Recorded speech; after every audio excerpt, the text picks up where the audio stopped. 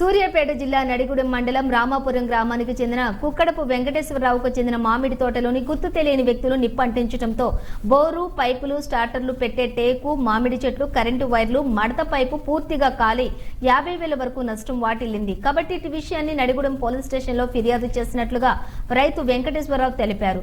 ప్రకృతి వైపరీత్యాలతో నష్టపోయిన రైతులకు పంటల బీమా వర్తింపచేసి పరిహారం అందించాలని పండ్ల తోటల రైతు సంఘం రాష్ట్ర నాయకులు ఏనుగుల వీరాంజనేయులు కోరారు. గురువారం ప్రమాదవశాత్తు కాలిన మామిడి తోటను ఆయన పరిశీలించి మాట్లాడారు.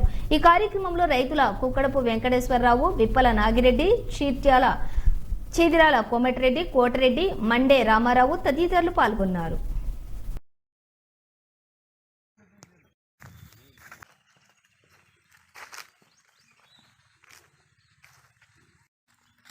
ಈಗ